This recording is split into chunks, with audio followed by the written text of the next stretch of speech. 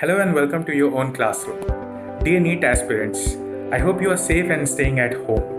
Today's session is going to be special for you because today most of your doubts related to your physics preparation are going to be cleared. Today we have an expert with us. He is Mr. Harsh Sharma. He is from IIT BHU and he has been guiding students from last 5 years for IITs and PMTs. So stay tuned, watch the entire video and do not forget to like, share and subscribe. Thank you. Hello sir, welcome to the session. Thank you sir. तो sir if you are ready हम लोग शुरू करते हैं questions के साथ। जी sir. ये मैंने क्वेश्चंस जो है बहुत सारे सोशल मीडिया प्लेटफॉर्म से कलेक्ट किए हैं, जो बच्चों ने पूछे थे और बच्चों ने मुझसे व्हाट्सएप के द्वारा भी कुछ क्वेश्चंस पूछे थे। अच्छा सर। तो आई होप आप सुन पा रहे हैं। जी सर, आवाज आ रही है आपकी। जी सर, तो स्टार्ट करते हैं। क्वेश्चन 1 है sir, what would be the best strategy to revise physics in these 2 months before the exam? सबसे अच्छी रणनीति कौन सी होगी? अभी 2 महीने जैसे बचे हैं अराउंड नीट के लिए, तो मुझे लगता है कि अगर आप लोगों ने स्टूडेंट्स ने जैसे अगर शॉर्ट नोट्स बनाए हैं ड्यूरिंग पूरा 11th-12th या टारगेट बैच के टाइम पे, तो वो short notes I think will be very helpful right now. जैसे शॉर्ट नोट्स हो गए और उसके अलावा फॉर्मूला शीट्स भी होती है, कई कोचिंग्स देते भी हैं और खुद स्टूडेंट्स भी बनाते हैं, या अपने वीक पॉइंट्स और अपने स्ट्रांग पॉइंट्स को भी लोग बाग अलग से लिखते हैं स्टूडेंट्स। तो उसी तरह से अपने अगर मिस्टेक्स को भी लोग बाग आइडेंटिफाई करते हैं। जैसे मिस्टेक्स के लिए बेसिकली स्टूडेंट्स हमेशा नोट करते हैं, हम बताते हैं स्टूडेंट्स को कि आप अपने मिस्टेक्स को नोट करते रहिए, ताकि मिस्टेक्स को अगर ध्यान रखेंगे कि हाँ यहाँ पे मैं गलती करता हूँ हमेशा, वो अगर दिमाग में रहेगा तो आप आगे से वो गलती नहीं करेंगे बेसिकली एग्जाम्स में। तो गलतियों से जैसे आदमी सीखता है, तो गलतियों से हमें सीखना है, हमें अपनी गलतियां ज्यादातर ध्यान में रखनी है ताकि वो गलतियां ना करें, क्योंकि जो हम सही कर रहे हैं वो हम पहली बार में अगर सही कर रहे हैं तो हम बाद में भी डेफिनेटली सही ही करेंगे, वो ज्यादातर गलत नहीं होता है। तो मुझे लगता है शॉर्ट नोट्स और formula sheets would be enough. Thank you sir. Next question है कि should we join any crash course for physics at this point of time? Crash course sir, मुझे ऐसा लगता है कि क्रैश कोर्स जैसे कि 2 महीने का होगा ज्यादा से ज्यादा, तो 2 महीने में अगर श्योरिटी तो नहीं दे सकते हैं कि सिलेक्शन उसके बेसिस पे हो ही सकता है, बट जैसे कुछ स्टूडेंट्स हैं जिन्होंने ऑलरेडी कुछ प्रिपेयर किया है, अगर एक एनसीईआरटी लेवल की भी तैयारी है, एनसीईआरटी के एक्सरसाइजेस वगैरह अच्छे से सॉल्व किए, एडिशनल एक्सरसाइज स्पेसिफिकली, तो मुझे लगता है कि वो काफी हद तक प्रिपेयर्ड हैं, बस उन्हें थोड़ा और गाइडेंस का जरूरत है जो कि उन्हें क्रैश कोर्स से मिल सकता है।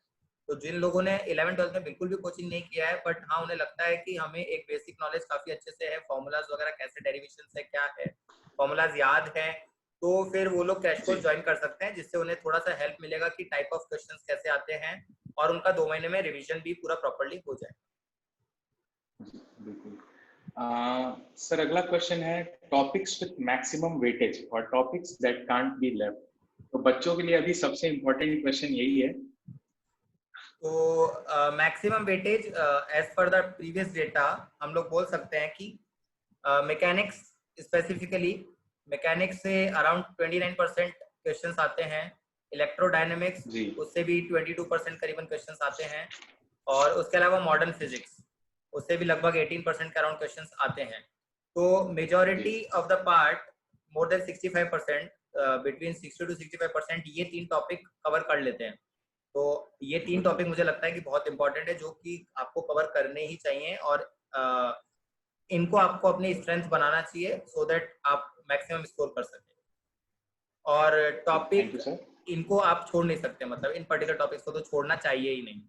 बिल्कुल छोड़ नहीं सकते हैं, बिल्कुल।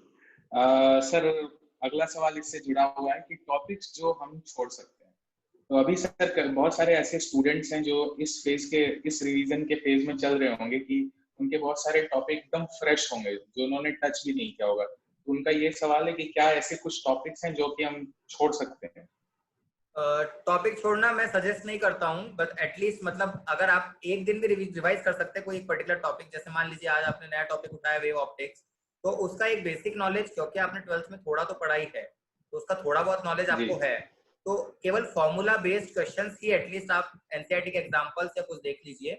उससे फायदा क्या होता है कि जब हम कुछ भी नहीं छोड़ के जाते हैं तो हम वहां पे मार्क्स लूज नहीं करते हैं, जहाँ पे सारे स्टूडेंट्स स्कोर कर रहे हैं, क्योंकि कोई बहुत ही एक बिल्कुल। बेसिक सा क्वेश्चन आ गया था, और क्योंकि हमें बिल्कुल नॉलेज नहीं थी उस टॉपिक के बारे में, एंड हम बिल्कुल कॉन्फिडेंट फील नहीं कर रहे थे कि भाई हमें फॉर्मूला तक याद नहीं है, तो और हम उस क्वेश्चन को छोड़ के आ गए, तो वो मार्क्स जो इजी मार्क्स थे वो हम लूज करके आएंगे, तो हम काफी पीछे हो जाएंगे। तो टॉपिक कोई नहीं छोड़ना चाहिए, आप एटलीस्ट एक फॉर्मूला, थोड़ा बेसिक फॉर्मूला तो याद करके जाएं उस चैप्टर का। और बाकी बिल्कुल, अगर तो आपका मतलब ऐसा है कि आप हाँ, बिल्कुल ही नहीं कर पाएंगे टॉपिक्स, नहीं सर हमसे नहीं होगा बिल्कुल, तो फिर आप वही है कि इन 3 मेजर टॉपिक्स को तो करिए, इलेक्ट्रोडायनेमिक्स, मैकेनिक्स और मॉडर्न फिजिक्स। जी बिल्कुल। तो सर के हिसाब से जैसे कि अगर आपके बहुत सारे टॉपिक्स ऐसे हैं जो अभी अनटच्ड हैं, तो पहले इन तीनों को अच्छे से कर लीजिए, मैकेनिक्स, इलेक्ट्रोडायनेमिक्स और मॉडर्न फिजिक्स, क्योंकि मोर देन 65% क्वेश्चन इनसे आ रहे हैं। और जो टॉपिक्स जैसे आपको लग रहा है कि अब नहीं हो पाएगा, तो एटलीस्ट उनके बारे में एनसीईआरटी से एग्जांपल्स और ये थोड़ी सी पूरी देख सकते हैं हम। जी तो सर। चलते हैं नेक्स्ट क्वेश्चन पे। सर इन्होंने लिखा है, I want 100 marks in physics, what can I do in these 2 months for that? 100 marks अगर चाहिए तो 100 मार्क्स जैसे मैथ्स आप, सर आवाज आ रही है आपको मेरी? हाँ जी बिल्कुल बिल्कुल। सर 100 मार्क्स का जैसे मैथ्स आप सिंपली कर सकते हैं, जैसे 45 क्वेश्चंस आते हैं, तो 100 मार्क्स के लिए मुझे लगता है जैसे आप सपोज अगर कोई स्टूडेंट है जो कि 30 क्वेश्चन अटेम्प्ट कर रहा है, तो उस 30 जी में से डेफिनेटली 4 या 5 हमारे नेगेटिव हो ही जाते हैं, इसको तो हम अच्छा ही कंसीडर करते बिल्कुल हैं। जैसे कि 30 में से अगर 25 भी ठीक होता है, तो मोर देन 25 अगर ठीक होता है तो उसको हम अच्छा ही कंसीडर करते हैं। तो अगर बिल्कुल 5 गलत हो जाते हैं तो आपके मार्क्स इस केस में पर्टिकुलरली 25 into 4 100 एंड देन -4, सो आपके 96 मार्क्स ही आते हैं, और 95 मार्क्स आते जी हैं बिकॉज 5 आपके नेगेटिव हैं। तो इस केस में भी आप 100 नहीं स्कोर कर पा रहे हैं, तो मुझे लगता है कि मिनिमम बिल्कुल you should target for 35 questions, so that अगर आपके उसमें से 30 भी सही होते हैं, तो आप 30, इवन 28 भी सही होते हैं, 27 भी सही होते हैं, तो you will be on safer side और आप 100 स्कोर कर पाएंगे। तो टारगेट बिल्कुल। फॉर 35, और फिर आप 27 28 सही कीजिए उसमें से। ये जो सजेशन है उन लोगों के लिए जो सारे क्वेश्चंस करने में सक्षम नहीं है, तो सारे ये चीज क्वेश्चंस, आप लोग याद जी रखिएगा। जी सर, जी सर। हाँ बिल्कुल। तो सर अगला देखते हैं, please tell me some sure short questions. This is impossible. तो ये चीज सही में इम्पॉसिबल है, क्योंकि अगर कोई कह रहा है कि ये सवाल जो है ये आएगा ही आएगा, तो वो गलत है। बिल्कुल, टॉपिक्स जो हैं उनसे सवाल आ सकता है, लेकिन एक क्वेश्चन आएगा वो और कोई डेफिनेटली कह रहा है, तो वो चीज गलत है। ये आपको केवल वही बता सकते हैं जो एनटीए का पेपर सेट कर रहे हैं, एनटीए एजेंसी जो है उसमें जो बैठे हैं, उसके अलावा कोई जी नहीं बता सकता। बिल्कुल। तो नेक्स्ट क्वेश्चन देखते हैं sir, is there any benefit of solving previous year papers? Previous year papers I think you should solve. उसके दो रीजन हैं, दोनों तरह के स्टूडेंट्स के लिए बता देता हूँ। जिन लोगों के उसमें अच्छे मार्क्स आ रहे हैं, सपोज 80% 90% वो लोग जी स्कोर कर पा रहे हैं, तो उनका कॉन्फिडेंस बूस्टअप होगा कि उन्हें पता लगेगा कि हाँ ठीक है, हमारा काफी अच्छा प्रिपरेशन है, हम नीट लेवल के जो प्रीवियस ईयर के पेपर्स थे उनको हम लोग सब सॉल्व कर पा रहे हैं इजिली। तो डेफिनेटली उसी तरह बिल्कुल का पेपर इस बार आने आएगा मोस्ट प्रोबेबली, अगर हम ऐसा माने तो वो अच्छा कर सकते हैं, तो उनका थोड़ा कॉन्फिडेंस बूस्टअप होगा। बट ऑन द जी अदर साइड अगर कोई स्टूडेंट कम स्कोर कर पा रहा है, सपोज 60% स्कोर कर पा रहा है, तो उससे पता लगेगा कि कहाँ कहाँ पे उसकी गलतियां हो रही है, किस किस टॉपिक में वो अभी नीट लेवल पे प्रिपेयर्ड नहीं है, तो वो उन पर्टिकुलर जी क्वेश्चंस को देख पाएगा और फिर वो वहां से उनको पर्टिकुलरली तैयार कर सकता है, क्योंकि जो उसके ऑलरेडी क्वेश्चन सॉल्व हो रहे हैं नीट लेवल पे वो उसके तैयार हो चुके हैं।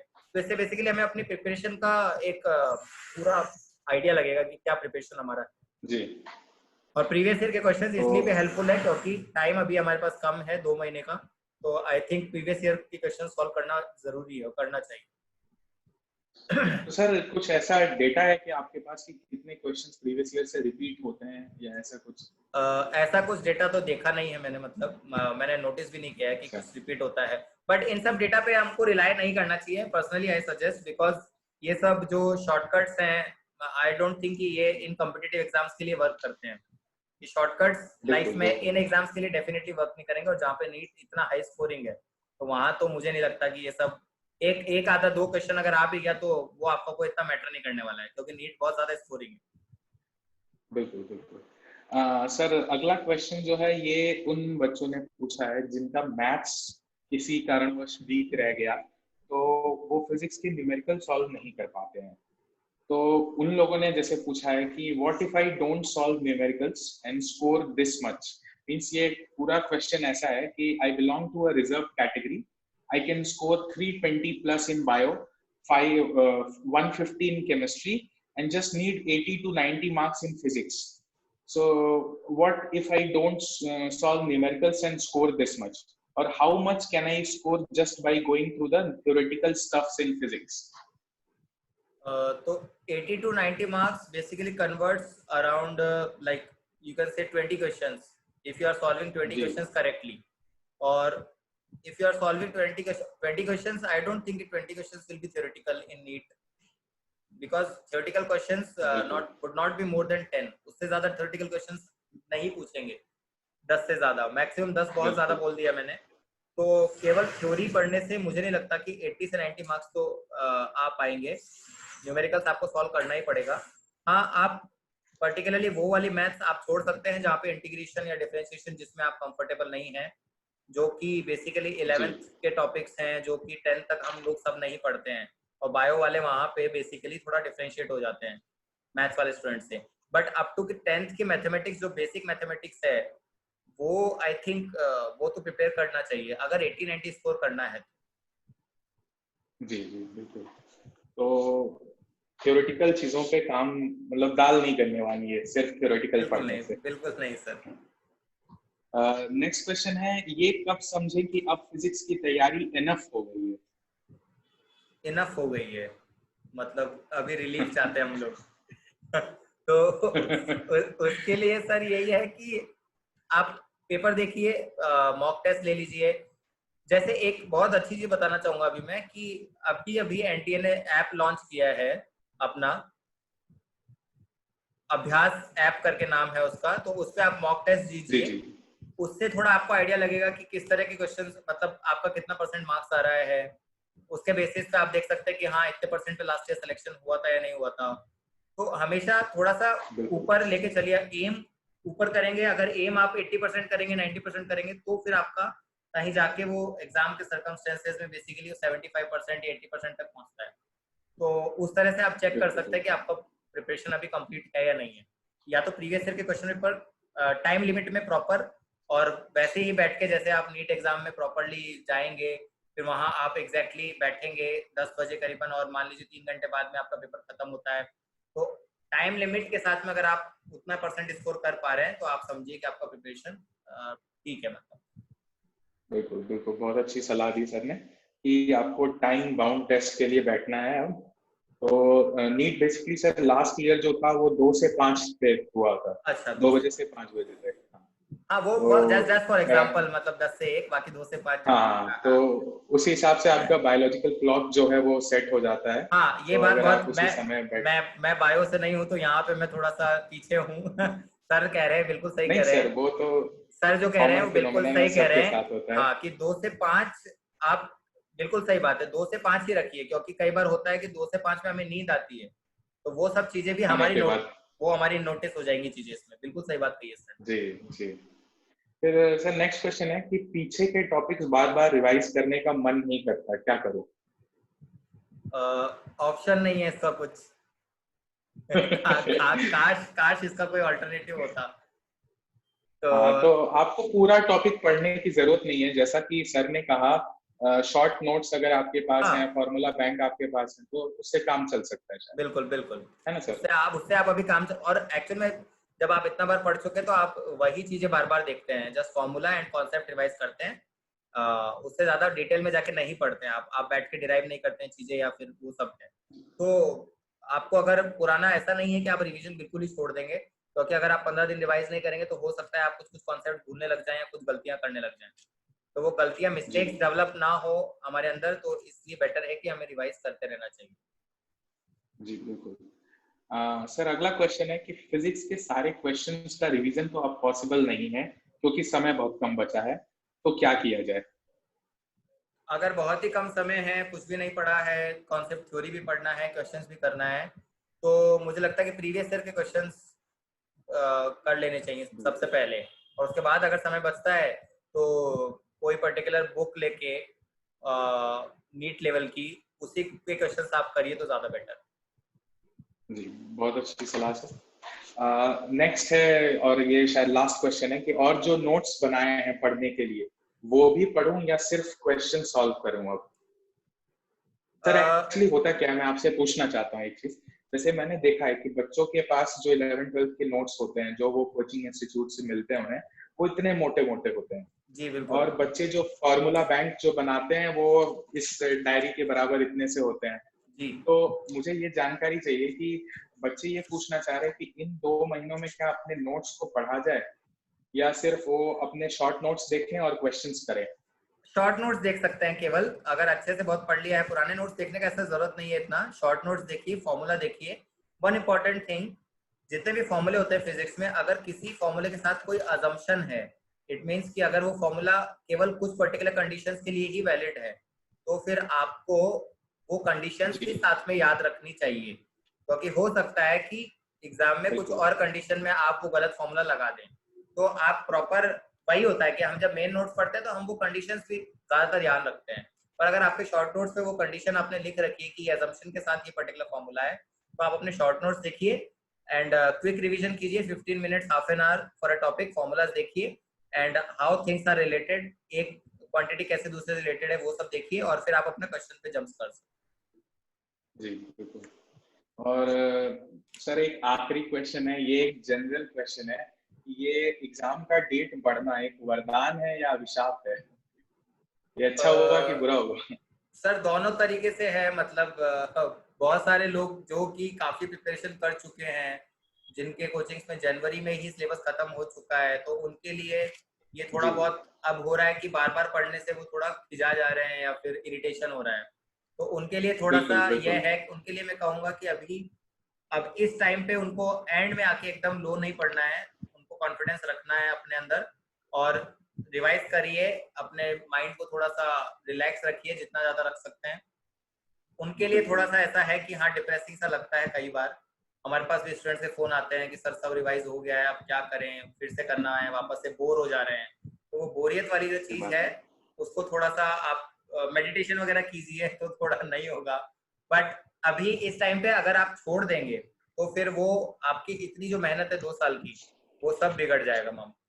तो इसलिए मुझे नहीं लगता कि ऐसा कुछ अभी आपको इस पर ध्यान देना चाहिए। बेसिकली रिवीजन करिए, थोड़ा थोड़ा करिए, चाहे तो आपका अगर काफी हो गया है तो, या कुछ नए क्वेश्चंस कर लीजिए अगर काफी पुरानी बार आप पूरी पुरानी चीजें बार बार देख चुके हैं तो। बट बाकी लोगों के लिए जिन्होंने कुछ नहीं पढ़ा था, जैसे बोर्ड के जो स्टूडेंट्स हैं जिन्होंने केवल बोर्ड की तैयारी की थी, उन लोगों के लिए ये बहुत बड़ा वरदान ही हो गया है कि उन्हें पूरा 3-4 महीने का एकदम स्लॉट मिल गया है, एंड उन्होंने अच्छे से बिल्कुल। 4 महीने कोई अगर अच्छे से तैयारी कर रहा है सिंसियरली डेली काफी टाइम देके, तो वो कर सकता है। तो उनके लिए तो एक तरह से वरदान ही। बिल्कुल। तो चलिए सर, अब कुछ टेक होम मैसेज जो आपने पूरा बताया शुरू से लास्ट तक, वो एक बार मैंने नोट किया है, वो मैं बच्चों को बताना चाहूंगा। जी सर, जी सर। सबसे पहला पॉइंट है, शॉर्ट नोट्स पे अपने आप भरोसा कर सकते हैं, जो आपने साल भर बनाए हैं, आपने जो फॉर्मूला शीट्स बनाई हैं, फॉर्मूला बैंक बनाए हैं। दूसरी चीज, लर्न फ्रॉम योर मिस्टेक्स। जो जिस एरिया में, जिस पोर्शन में, जिन क्वेश्चंस में आप बार बार गलतियां कर रहे हो, आप उनको दोबारा पढ़ के उनको आप परफेक्ट बना सकते हो। 3 ऐसे टॉपिक सर ने बताए हैं जिनको आप बिल्कुल छोड़ नहीं सकते हैं: mechanics, modern physics and electrodynamics.